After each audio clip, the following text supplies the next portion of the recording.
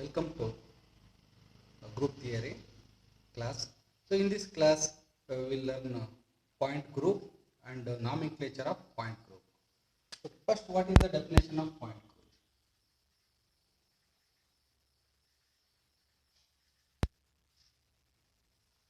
Symmetry group is called point group since all the elements characteristic of that group are generated through the center of gravity, that is through the one point. Hence, collection of such elements is called a point group. Okay. So, when you do the symmetry operation to generate the elements of that group, so this point is unshifted. Okay. Hence, the collection of such elements is called the point group. So, for a given symmetry group, the total number of symmetry elements is finite number. Only in certain cases it is infinite, that is for the linear groups. For this one, we can take the examples of water molecule and also we can take the pyridine molecule. In case of water molecule is a bent molecule, and you take the pyridine molecule. So, water molecule, the total number of elements, that is the H order, H is the order of the group, H is the order of group, H is equal to, okay, we will find out how many elements is there, and here also the total number of elements, how many elements is there. So later we will come to the assigning a point group to the molecule. So here we know that we must list the identity element first. Both in cases identity element is there. Okay. Both the molecules possess the rotational axis of symmetry. It is the C2 rotational axis of symmetry. In both the molecules there is a two vertical plane. For example, this one is the x axis, this one is the z axis, this one is the y axis.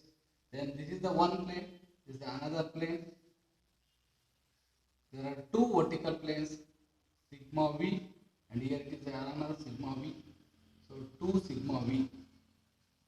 Here also E C2 and two vertical planes are present. One is the molecular plane, and another plane is along the YZ plane. So 2 sigma v. So in case of water and in case of pyridine, the total number of symmetry elements and the type of symmetry elements are same, both qualitatively and quantitatively in terms of symmetry. So H2O is equal to, that is pyridine.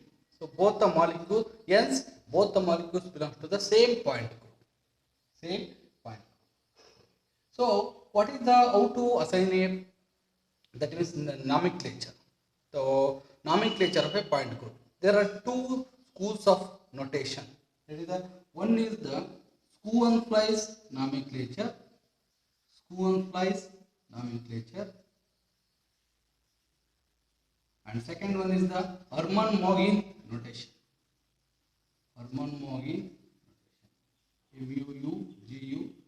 Mogin notation. The Schoenflies nomenclature is largely used for the molecular point group. That means it is used to assign the both organic and as well as the inorganic molecules. It's for molecular point group. Whereas the Hermann-Mogin notation is used for the crystals and space lattice. So, since we are assigning a point group to the molecules, we are going and learn the what is Schoenflies nomenclature, okay, and how the point group will be, and how to assign a point group to the molecule. Here, in case of Schoenflies nomenclature,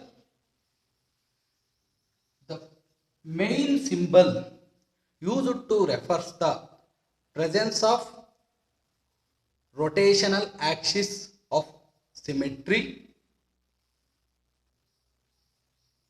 The main symbol is used for assigning the molecule which containing a highest fold rotational axis. For example, the main symbol C is used to indicate the presence of proper rotational axis. The main symbol S is used for indicate the presence of improper rotational axis. The main symbol D is used when the molecule possesses the proper rotational axis in combination with the NC2s perpendicular to the proper rotational axis. And the special symbols T, O, I are used for highly ordered tetrahedral groups, octahedral groups, and icosahedral groups. Second one, the alphabetical subscript to the main symbol. Second one is the numerical subscript. The numerical subscript to the main symbol indicate the order of the highest fold rotational axis. Either it may be a proper or may be a improper. The second numerical subscript indicate the presence of highest fold rotational axis present in the molecule. Third point, second one is the numerical subscript. The further alphabetical subscript indicate the presence of types of plane in the molecule. That is, if the molecule containing a vertical plane, the V subscript is used. If the molecule containing a diagonal plane, D subscript is used. If the molecule containing a horizontal plane, H subscript is used. Okay. The next one is the alphabetical subscript. Next, we will go for if the molecule containing only the inversion center, no other symmetry elements, then the I subscript is used. Okay, then the assigning point group is C subscript I. If the molecule containing only inversion center, do not containing any other symmetry element. If the molecule containing only plane of symmetry, okay, no other symmetry elements except identity element, then the S subscript is used for C. So then the point group assigned is CS. CS point group is assigned if the molecule containing only the plane of symmetry apart from the identity element. Last, in the Schoenflies nomenclature, the point groups are assigned the symbol or given the symbol C infinity V or D infinity H for the linear molecule, okay, depending upon the absence of inversion center or presence of inversion center.